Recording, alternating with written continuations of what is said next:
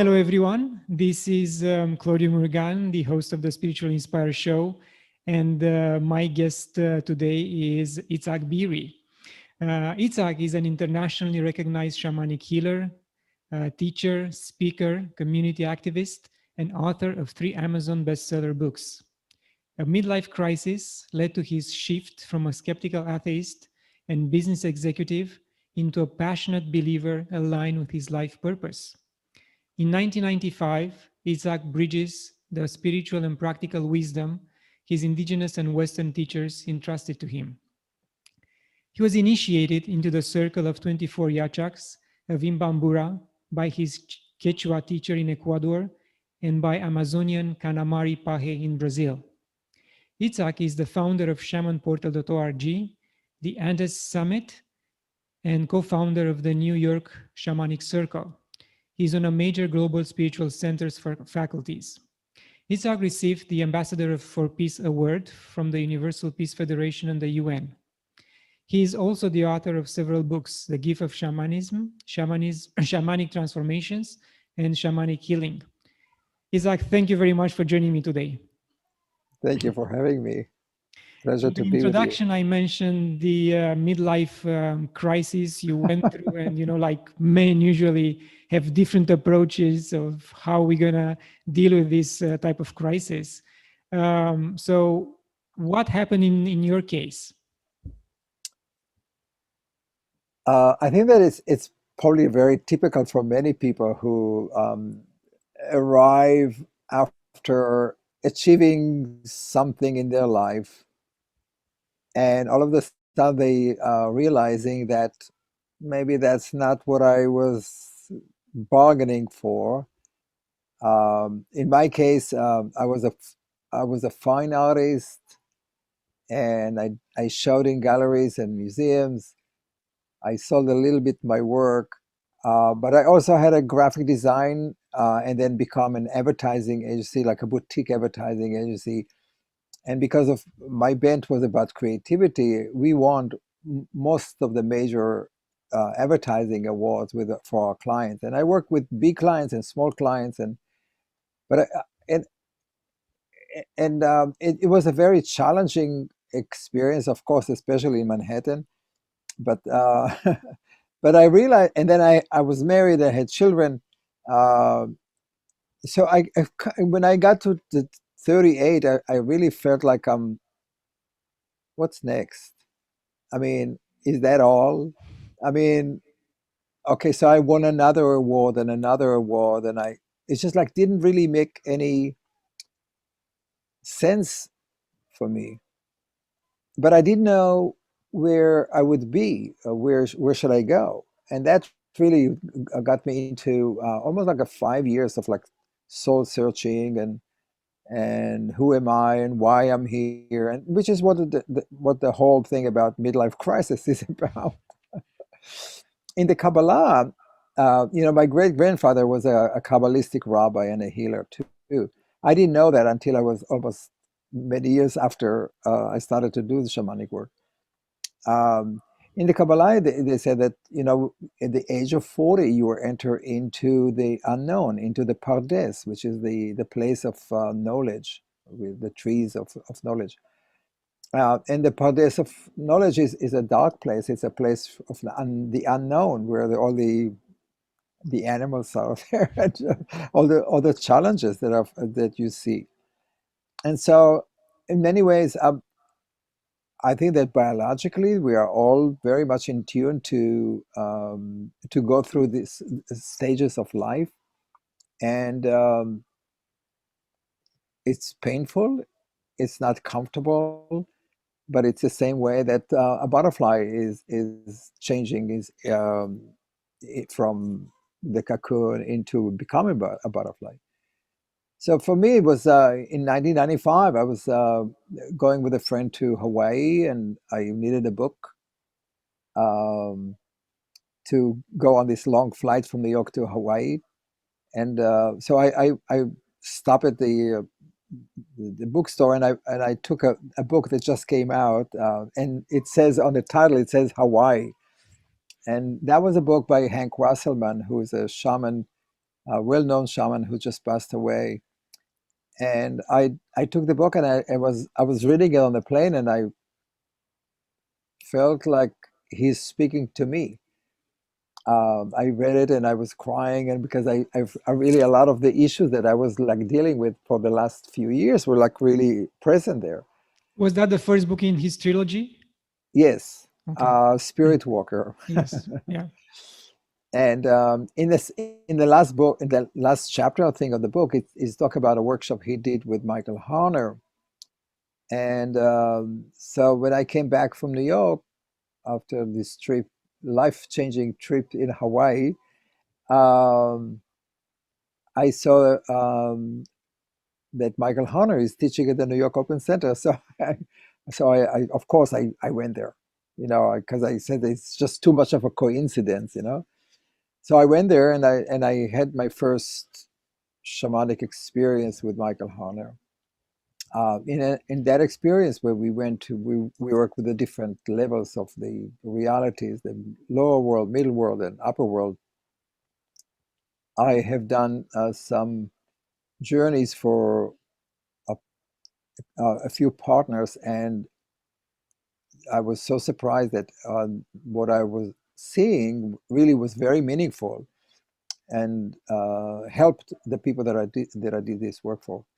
And so I felt like there's like a something happened in my mind, and I decided to do some more work. And so the next year I went to Hawaii, and I took a workshop with another person that worked with Michael Honor.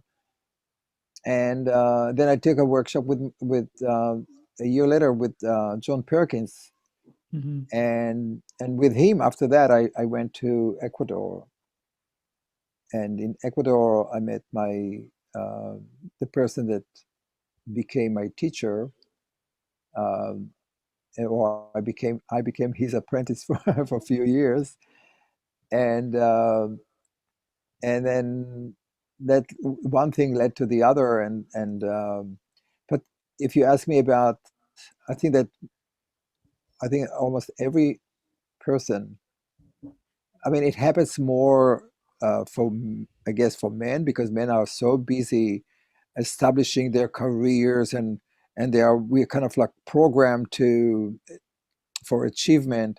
And then at the end of the 30s, after we did all of that, and we were fighting for money and for existence, we already asking ourselves, so what's the next step? Why are we doing all of these things? What's the meaning of life? Yeah. Why we are so empty still? Yes, because you see, but we are empty because we already achieved certain things, and we realize that was just truly society expectations. Yeah. But we really never addressed what's inside of us. And after achieving all of that, there is a space now open up to inquire about all of those deep feeling inadequacies, about the question of who are you, why are you, and what's your legacy, what are you leaving behind, Yes. especially if you have children. What is what would they remember you for? Are you just like wasting oxygen on this earth, or what do you want to leave behind you? And so it was a very important questions for me. Yeah. Interesting. And it is my experience that um, it took me almost the same amount of time or amount of years to realize that there's more to life than just the physicality of the stuff around us. Around 45 years, I kind of woke up, and it's pretty much the middle life crisis. I didn't go into a crisis, which was good. I had that much brain at least. And I realized that if you don't waken up in your teens, then it might take you up to 35, 40 years of age to realize that there is more to life than just the physical assets, and the spirituality should be an important component of who you are. But it's good that we do that at the end, and we look for meaning. and we'll see how that pans out for each of us. And staying on the subject of John Perkins, it's interesting that also he was so involved in the physical and the cruelty of the world surrounding us. And in the end, he made that switch, being aware of the harm he's causing in the world. How did you find him interacting with the tribes and with the indigenous people? And what did you learn from him?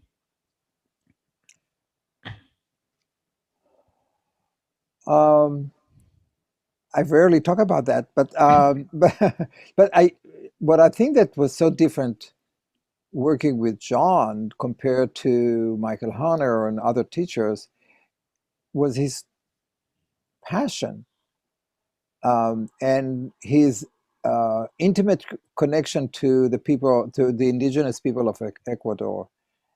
It was not just academic exercise. It was not just a knowing about certain issues about it, but it's about the relationship, the intimate relationship that he had with the families, or the familial relationship that he had with indigenous people. He really cared. It wasn't like something that it was an exercise, um, and that's what I really love about. And if you read his books, they are incredibly compassionate and insightful. But he's also framing the issues not. I mean, he tells the intimate stories, but it's in the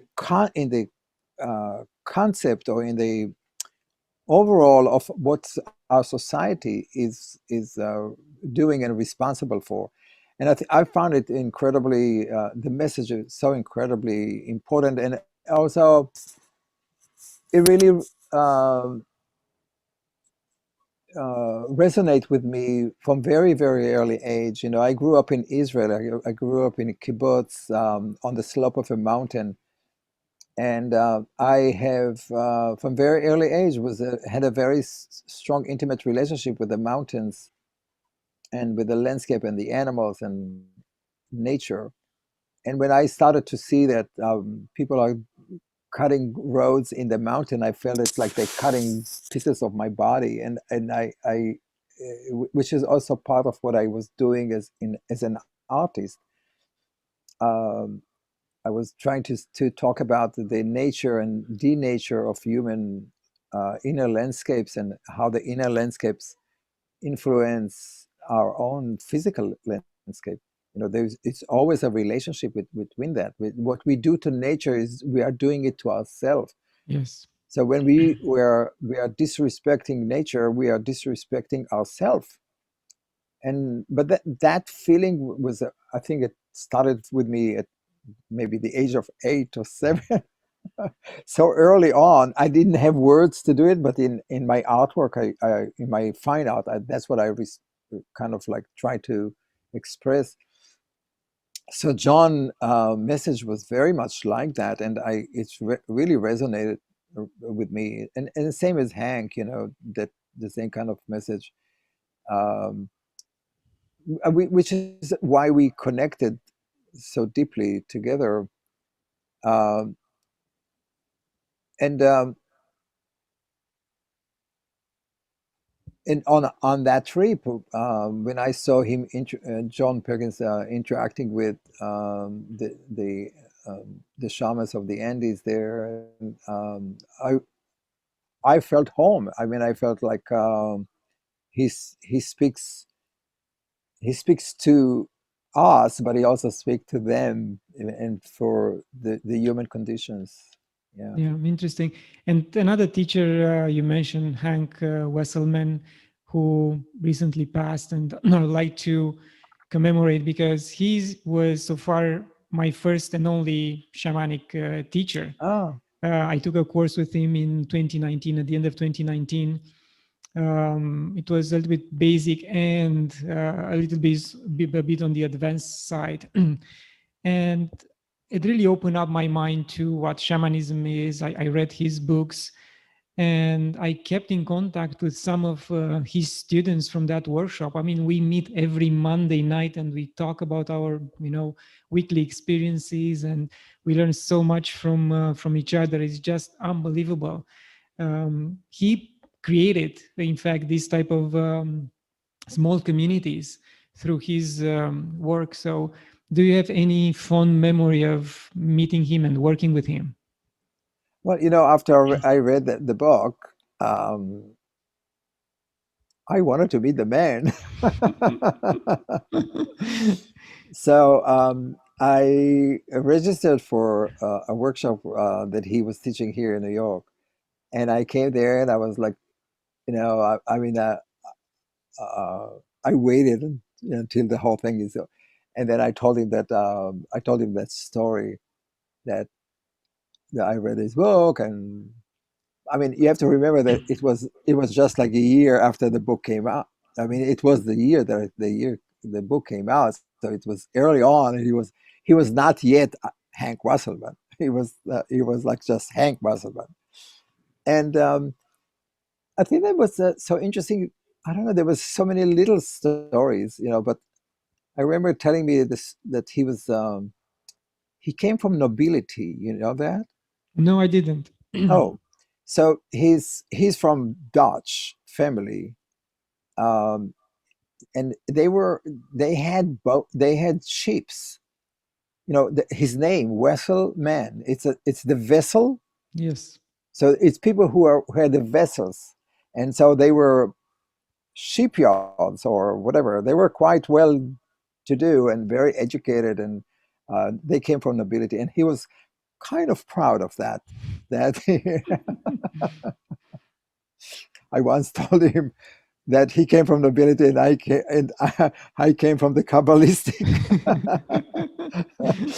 So uh, yeah, and I truly love the idea, the whole relationship he had with Macau, with his teacher, um, because it kind of like echoed a little bit my relationship with my teacher and the respect.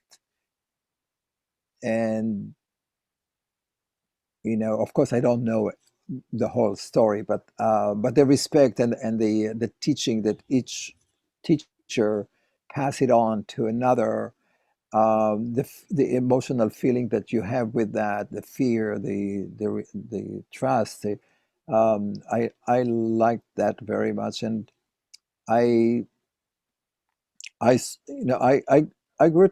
I mean, we grew to like each other a lot, and we used to have a conversation on the phone and emails. And he was on my shows. I interviewed him, and so there was a. I mean, you can imagine it was 1997. I don't know, forgot what year was that. So it's quite a few years that we are.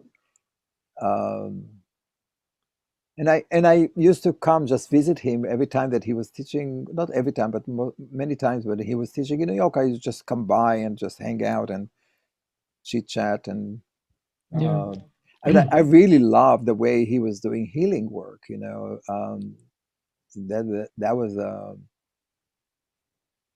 That was beautiful because a lot of the many some teachers are good at just teaching, um, but it's different when you see a person in the act of healing.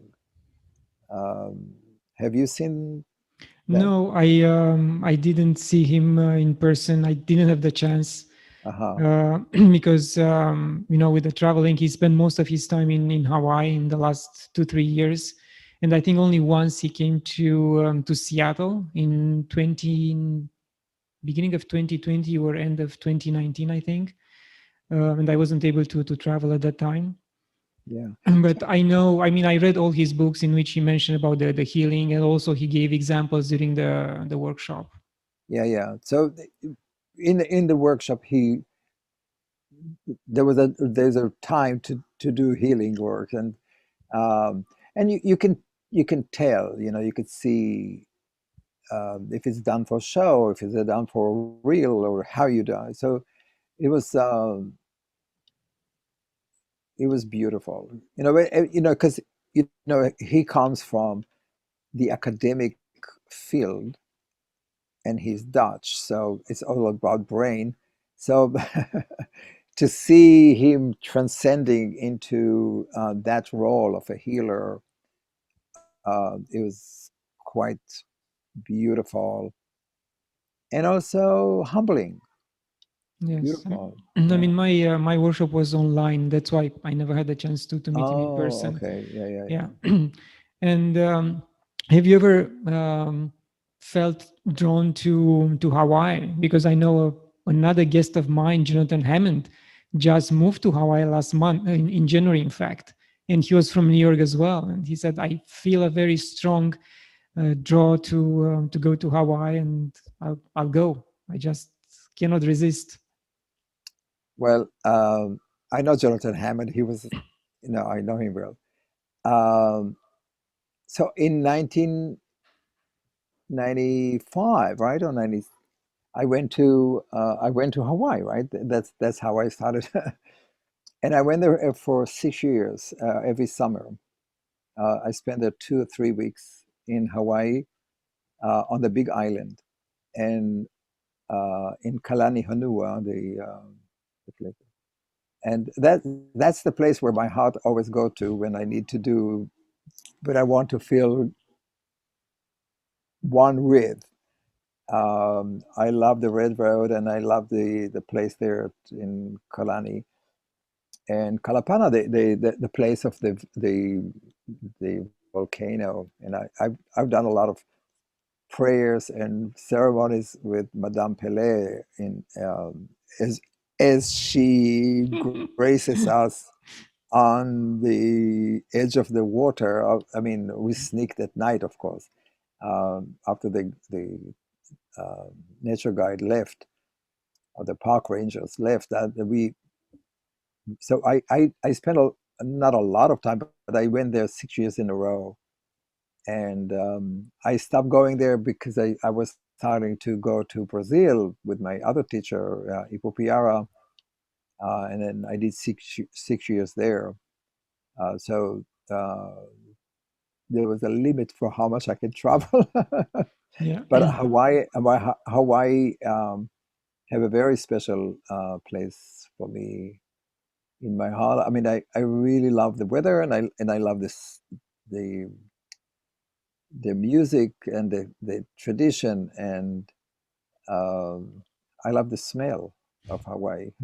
Yeah. It's an And to be honest with you, after reading Hank's books, I got inspired to include Hawaii and the Kahuna Lapau character in my own books. And like Water Entanglement and Crystal Cloud, they both talk about Hawaii, about the Hawaiian Kahuna healers.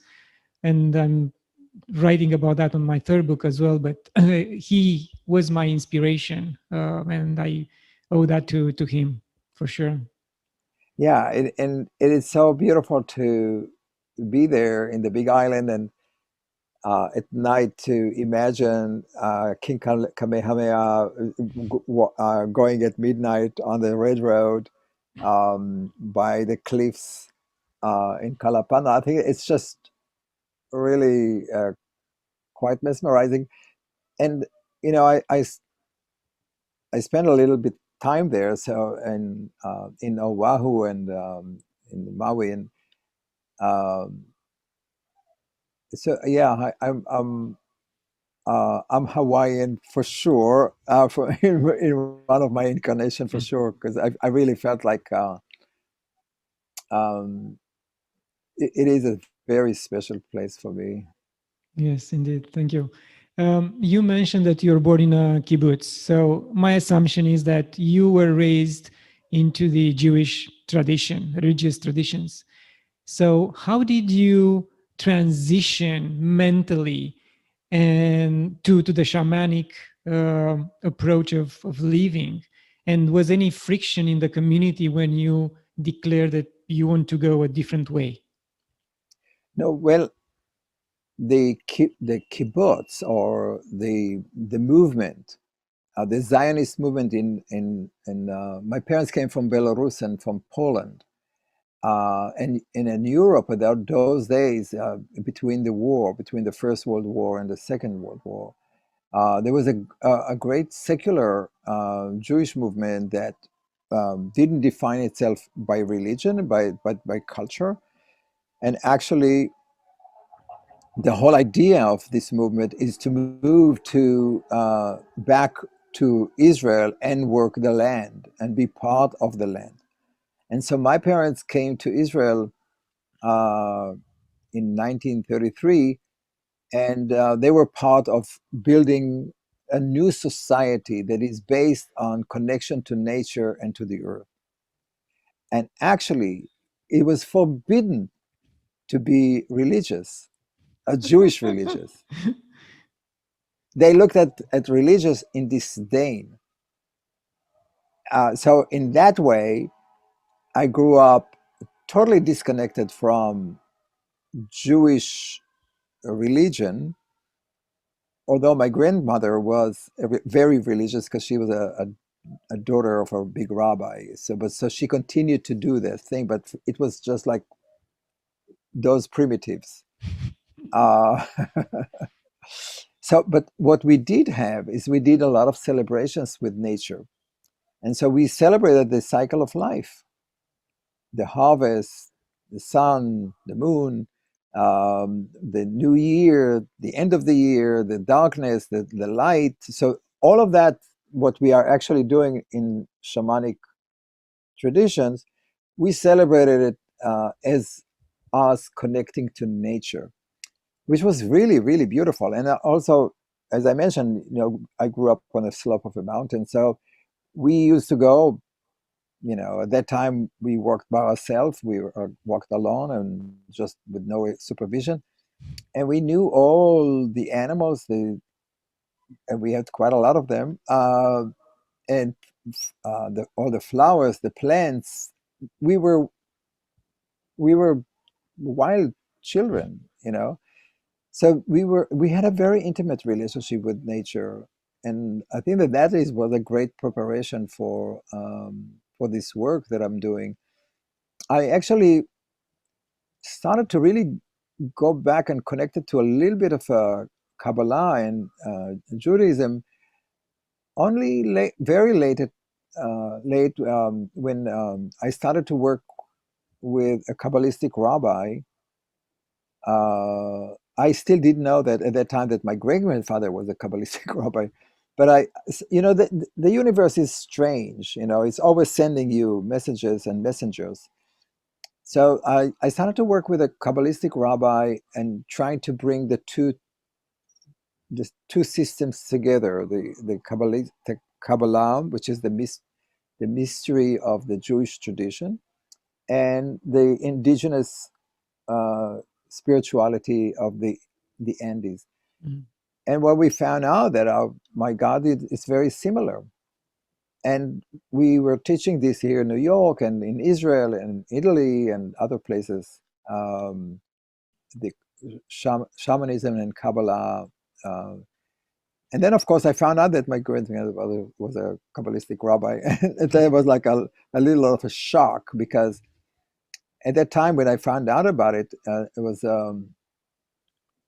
I was going to teach in Poland, and my uh, my cousin told me that they found a letter about my great grandfather, and if I want to read it, and I was reading this letter, and it turned out that he was a little bit. He was a well known, and he devoted his life to the work uh, of good and evil. Mm-hmm. And at that time, I was working on attachment, detachment, evil spirit, or in the way that Ipupiara, my teacher from Brazil, used to call it the akuras, the evil spirit. And here he was, a few generations later. I am doing the work that he was doing, and I was like really shocked. I was really surprised because I thought that I'm unique. I'm doing it by myself, but here it was. I was like basically a messenger of my great grandfather, and like we talk a lot about ancestry lines, and and here I was. So, in other words, we don't carry with us from our ancestors only the trauma, but on some good things as well. Well, yeah, I have a very, it's true, but I have a very different look at traumas. So I agree with you. Please share it. Well, I think that trauma is a gift. So Mhm. I know it's very harsh for some people, but a trauma is a gift. It's a way for the universe to send us straight to where we need to be, because otherwise we would not do it. And so all those kicks in the butt here and the kick of the butt there is just basically leading us to where we need to be. Um, and our work is really to recognize it and to acknowledge that, and not to feel like victims, to understand that there is a message in that, and to understand that maybe the universe is taking us on a ride. We don't know where, uh, but that's because we are not supposed to. I mean, that's the whole journey. um, but yeah, so if one generation is not finished the lessons, then you will um, continue to do this. That is where the trauma comes back. So you can finish that lesson, and until you heal that, until you understand that, and accept that uh, message, it will appear again until you get it. I mean, this is what our soul journey is, right? We our soul chose to come here to be manifested in your body, to experience physical experiences. Otherwise, the soul cannot really do that. So yeah, so I think But should we, at one point, if we are aware of this ancestral trauma, try to clean it with the help of a shaman? And my guest, like from last week, Sergio Mangana, he's from Mexico, and he does this type of clearing. yes. Well, that's the work of the shaman, is to um, resolve those issues, or to clear that energy body, uh, or more likely is, uh, some people call it soul retrieval, but I don't really like the idea of soul retrieval. I call it more soul mending, because it's not just enough to retrieve the soul. It's very important to heal the soul and Yes. to integrate it. So it's more a holistic approach. It's not just bringing her back, because sometimes when you do that, when you bring the soul back, the soul doesn't want to stay. If you don't create the condition Yes. or the understanding that you are the best house for it, or you know how to handle it, or you're going to eat the food that the soul wants to. So you have to make that another commitment. So I'm a little bit against the whole idea of soul retrieval, because it means that somebody else is doing it for you, and you have nothing else you can do about it. And now you're free.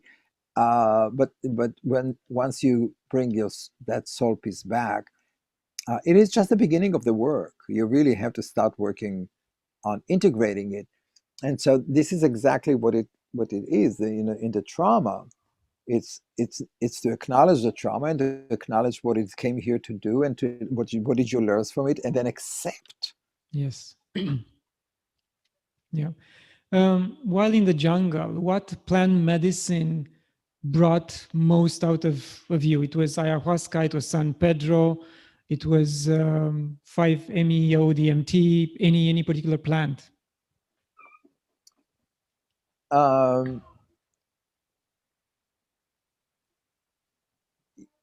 Um, it's hard to tell exactly which one, because each one of them has a different medicine or different quality that it brings to you.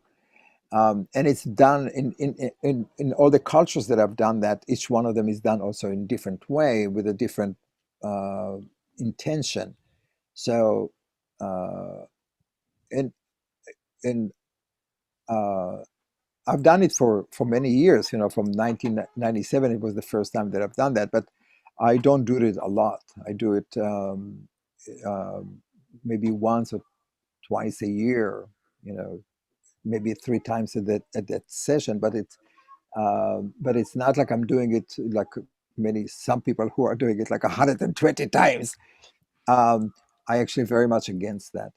Uh, so I would say that peyote did uh, give me um, a very interesting experience of knowing.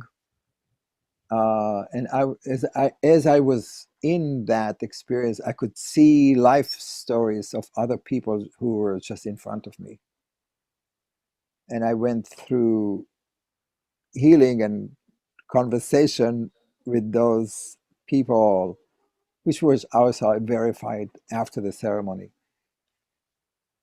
Uh, but I don't have a lot of experience with that.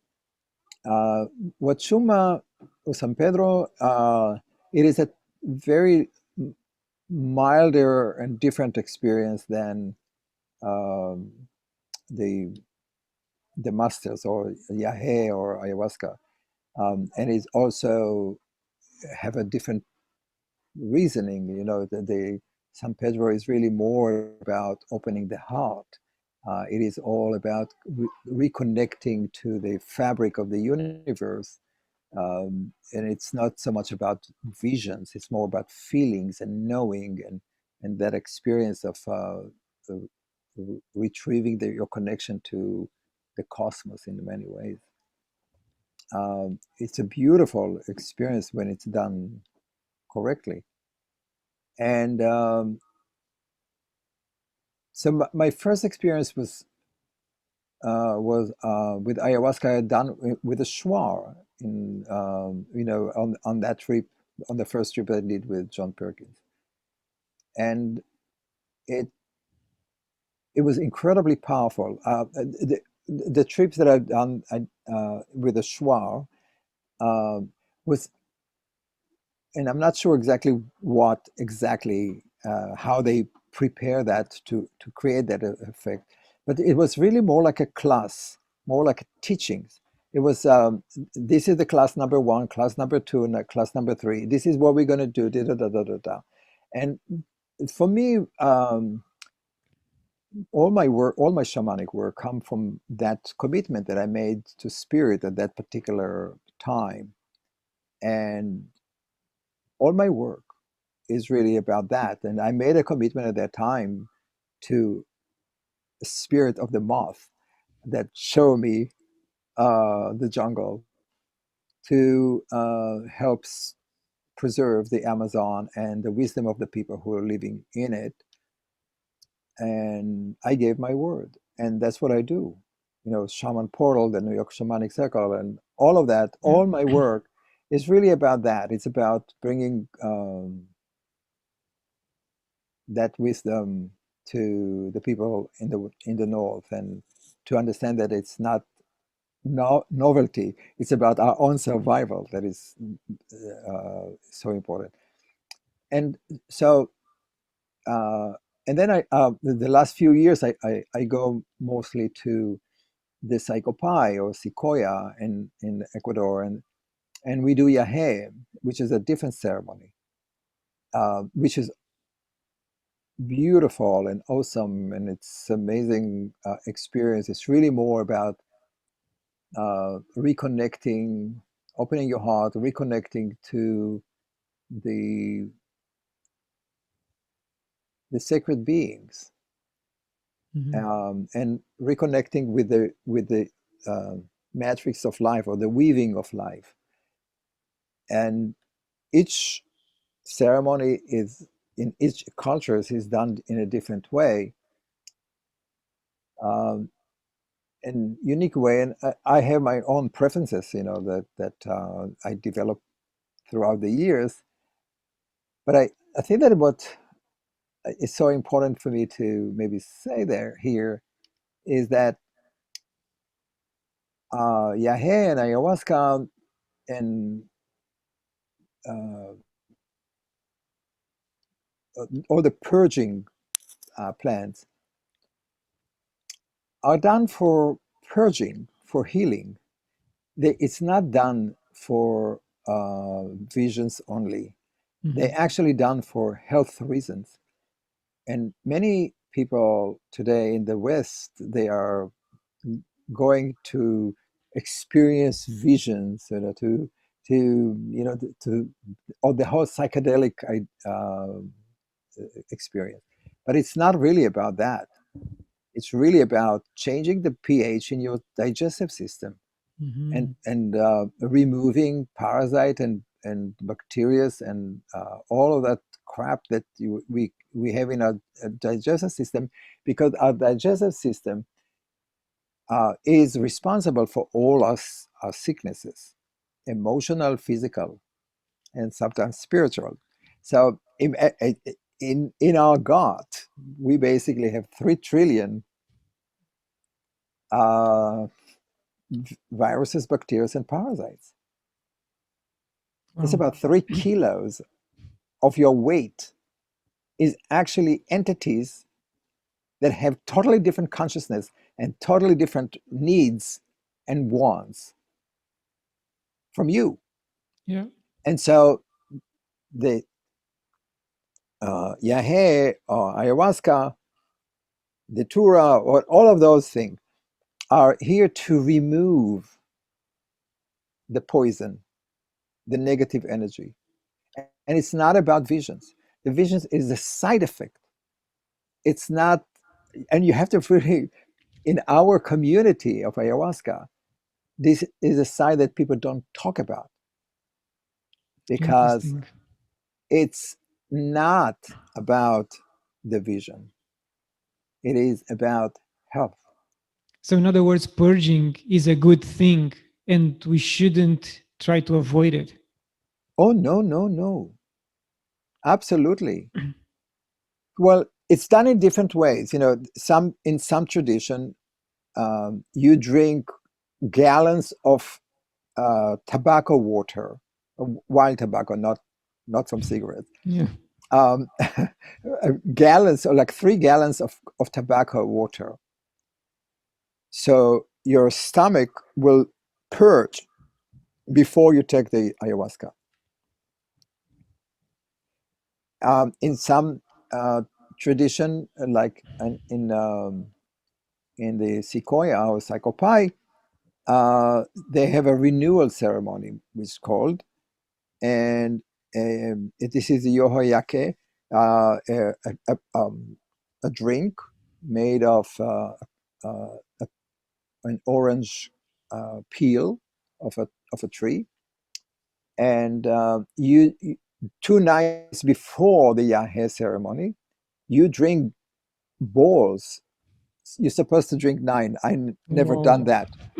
I did 4, but you're supposed to drink like big calabasas, bowls like that, and you drink and you pour out.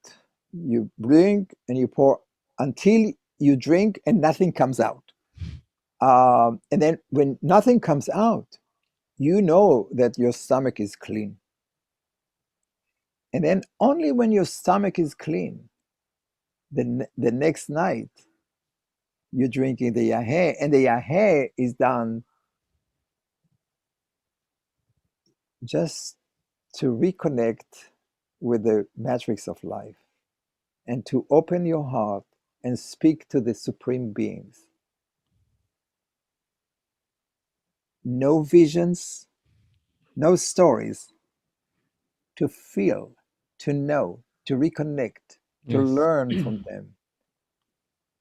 And so, and it's also that when you drink that, until midnight, there's no sound, there's no movement, no electric guitars, no singing, no nothing, because the music, the real music, is the music of the forest, Yeah, the jungle. Yeah. the the the leaves, the wind, the cicadas, the Yeah. fire. It's all that experience that reconnect you to the matrix of life. Yes. And Beautiful. they're not trying to lead you to anywhere. They don't play guitars, they don't sing. But at midnight, the shamans that run that, it's usually a few of them together, start to sing.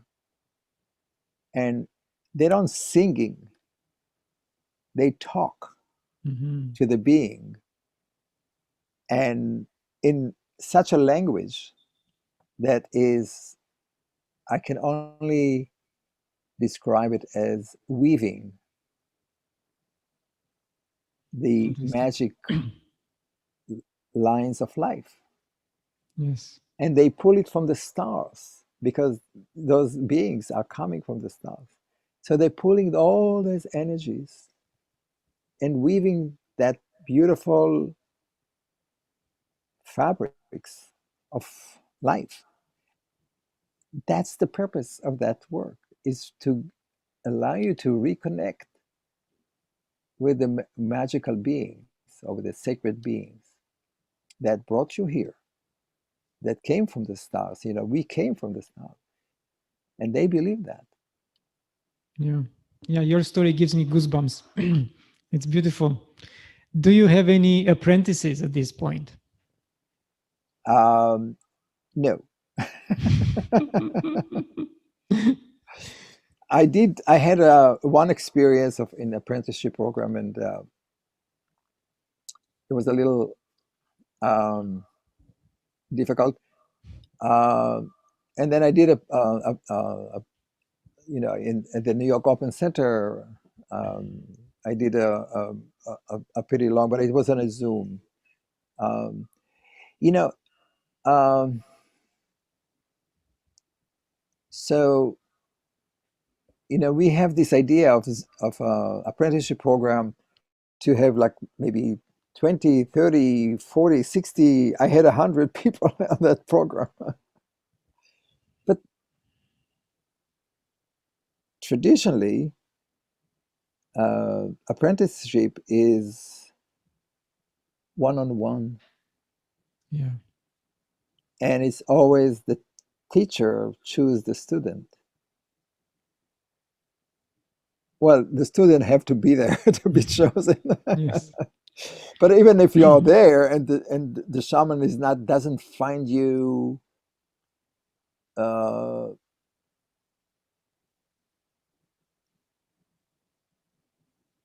in the right one, that is, it's just, I had a apprenticeship program with a dozen people, but out of those dozen people, maybe three actually doing the work. Hmm. And I'm not saying that the other people should not do that, but I much rather spend the time with people who are committed to do this work, and they are um, willing to sacrifice their life to do that, because it is, I mean, this work is not an easy work. It takes a toll. Yeah. Requires your full commitment for sure. And two of my previous guests, we had issues with substance, went to Peru to find a way to heal themselves, and they, in the end, they stay there. They work with a shaman. They become their apprentice, and now they are there. They have their own retreats, and they organize workshops and dietas, and but they committed to stay behind, to live their life in UK and US respectively, and stay back there. They got married, they have kids, but they love what they are doing, and they make an impact. Yeah, that, and also the fact that it, working with people on that level, it also takes physical toll on the shaman's body, and not every person should do that. Yeah. Only people who don't have a choice, or they are called for doing that. Personally, for myself, when my teacher asked me to do this work, I totally refused to do that because I didn't want to do that, and I didn't want to take the responsibility to do that. And I never really believed that I have that. I never wanted that. I Mhm. mean, I was very curious about it. I went there, something called me to do that, but I never thought that I have that gift or that I have the capability to do that. Mhm. Um, it was very interesting to me that there are some people who actually see spirit and all that. But I never thought that I have that gift at all. If it wasn't for him, I would probably not, I don't know where I would be, but I would not do it.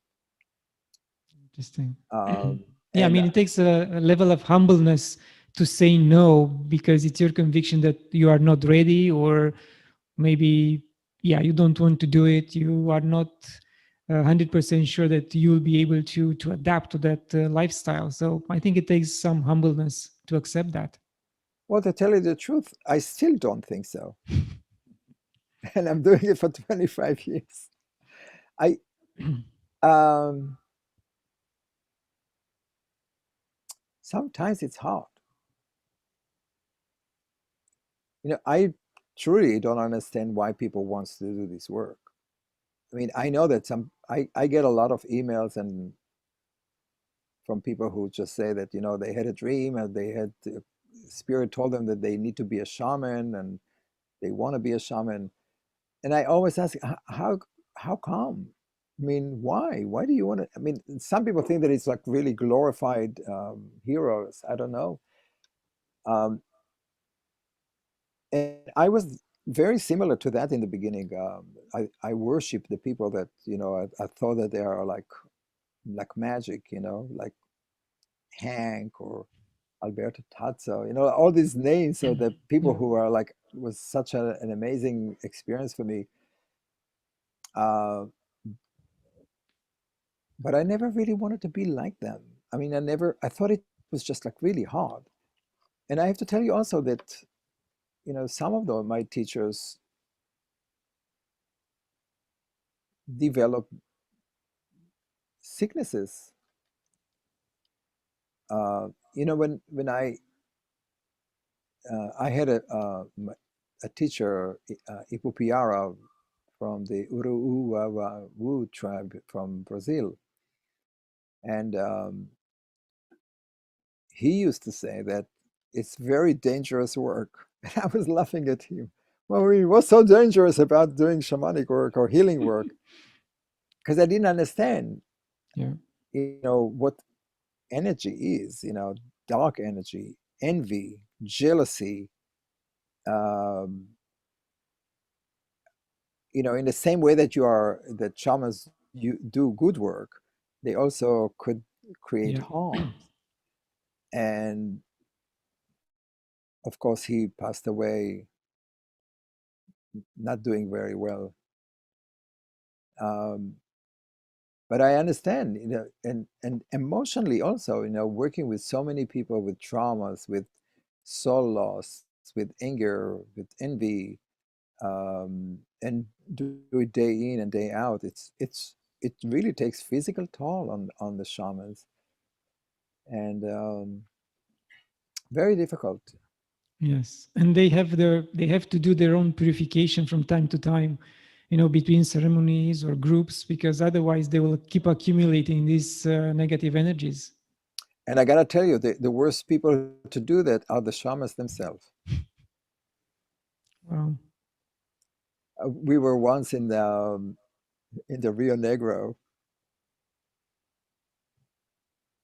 and we went like really very far away, and we went to a town by a place where they were feeding pink dolphin. So we went swimming with them.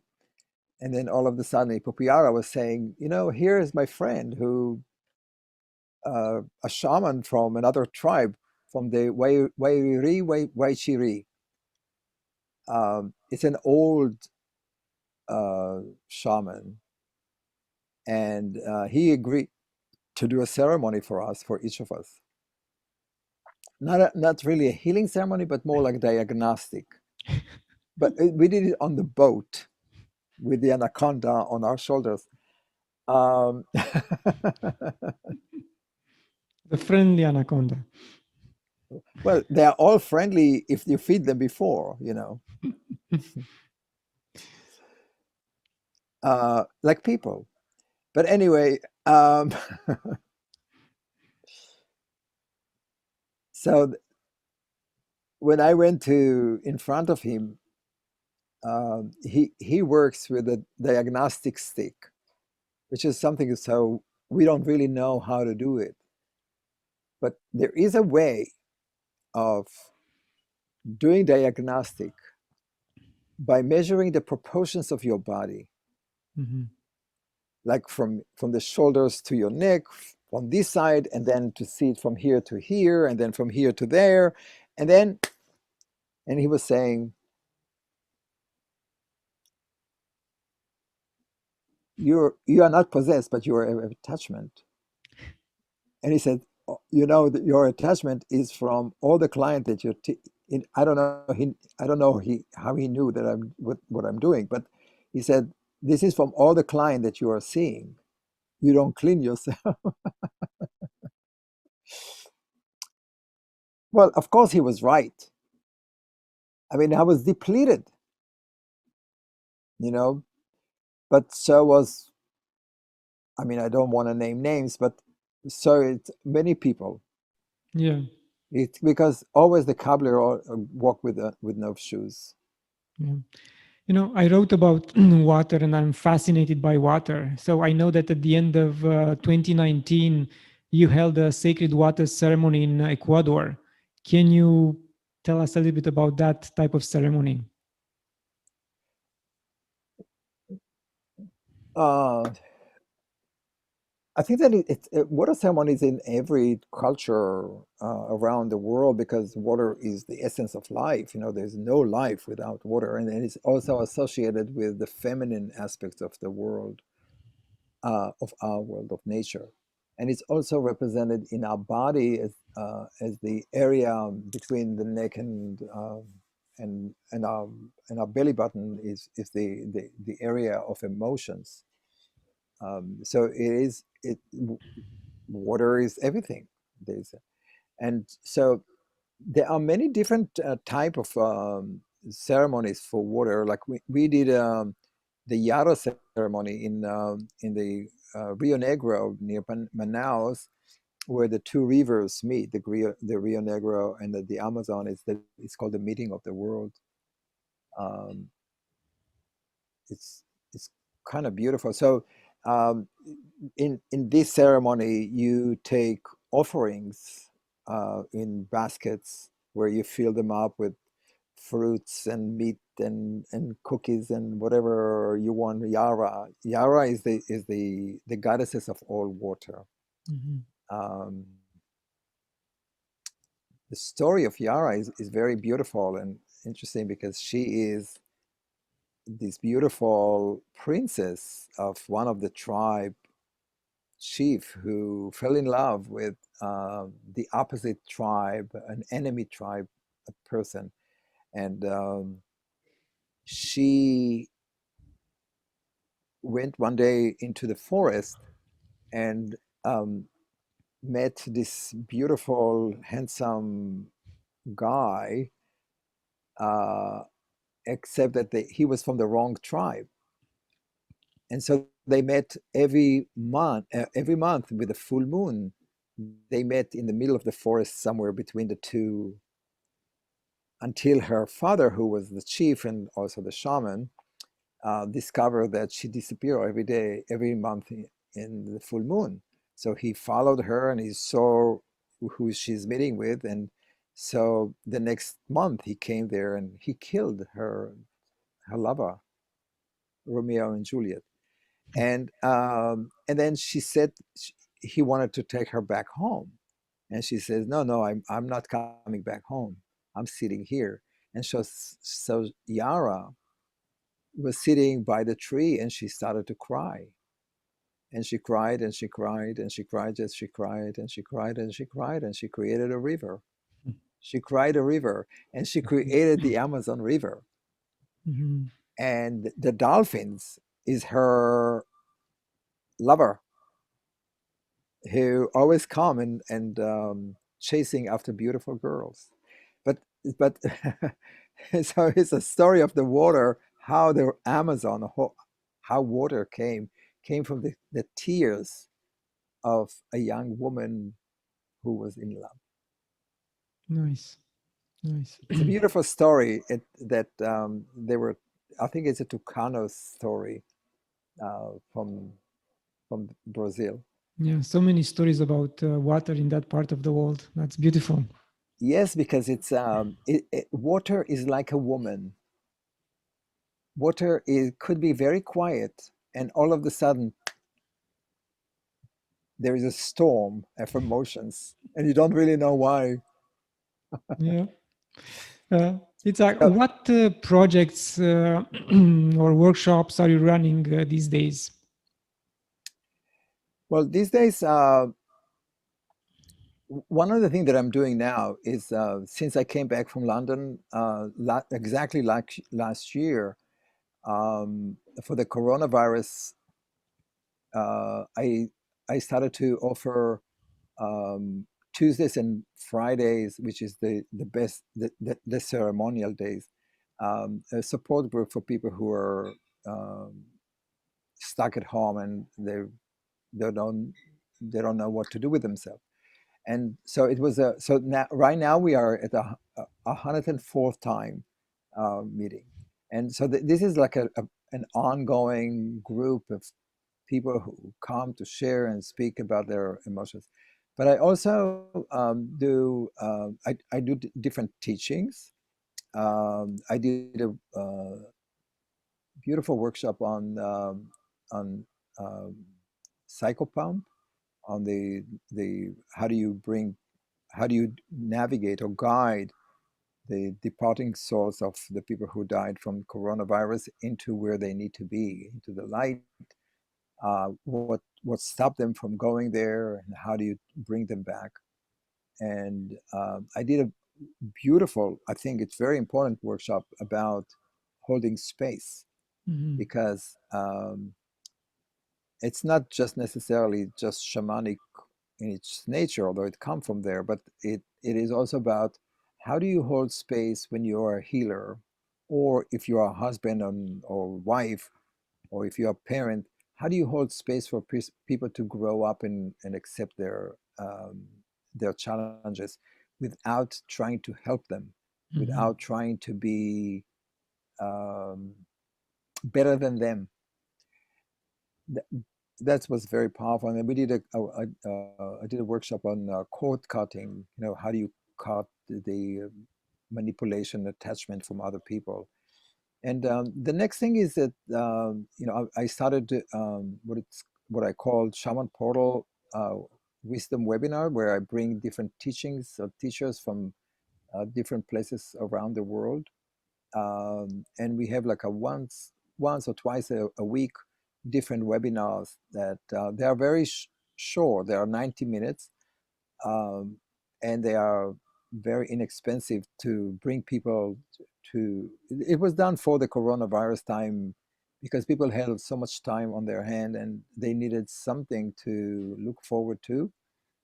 And so this is done, and I'm going to be doing some teaching from the of Psychic in London, online Zoom. We're going to do the shamanic palm reading, which is like a great tool for diagnostic, and um, and other courses there. So that is actually coming up at the end of the month and until May. And I'm organizing also the next trip to Ecuador in June 16. We're gonna go for 2 week for 16 days to Ecuador, and part will be in the Otavalo area in the Andes, and part will be in Aguarico in the Amazon with the Psychopai, with the Yahe people. So it will be quite interesting And experience. are you going to offer ceremonies during this trip? Yes, so in the Andes, we're going to be doing ayahuasca ceremony um, in the high Andes, and it will be done by the cloud forest people, the Tachila, uh, who are an amazing group of people. Do you know them, No, Shannon? I've heard of them, but I never went there to Yeah, meet. they are. Well, it's a very interesting story for the Tachila. They are not Ecuadorian in their essence. They actually Arawak or Taino from Puerto Rico, and they ran away. A couple of families ran away when the Spaniards came to um, what today is Puerto Rico, and they crossed the ocean Hmm. and they went to Colombia. And from Colombia, they didn't treat them very well over there, so they went they went down into Ecuador and they settled there. So they today in Santo Domingo de los Colorados in Ecuador, it's very close to the equator line or monument. There's a huge area, which a part of it is also the cloud forest. It's beautiful place. It's like really top on the mountains, Mhm.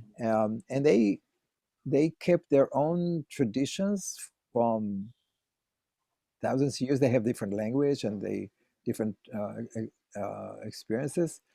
Um, and I know them for quite a while, and I bring them to the summit, to the Andes Summit that I do every year, and teachings. And they're gonna come and do ayahuasca ceremony in their own style, and they do it with marimba.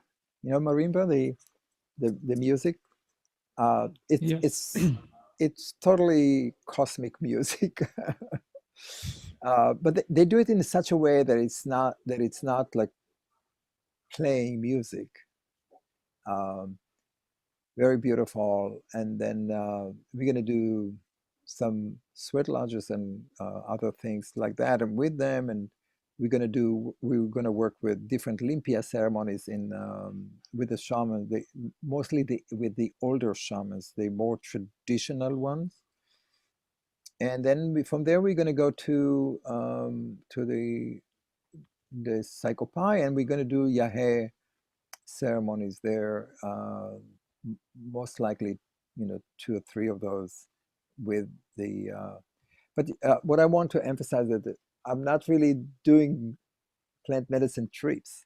I I'm doing understand. Yeah. more. It's more healing trips. So I'm going to do a lot of preparation and understanding how to speak to spirit, how to work with spirit, and how to interpret what they're going to see. And we're going to do some journey work to prepare people for that. And then um, so we so it's not really about the plant medicine. It's more about your personal journey or journey, the healing journey that you are going to go through.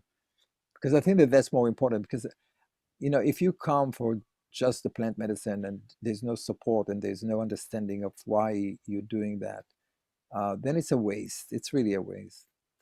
Yes, You know. preparation is important. So let's say if someone is interested to join you in this journey, is that late right now, or you still have some openings they Well, can? they can send me an email, and I'll probably um, um, it depends, because we have a waiting list now. But if we have people who are interested, then maybe we'll do another trip maybe in September. But we're not sure yet. But yeah, they can send me email through my website. Yeah, we'll list your website in the description of the video, the interview.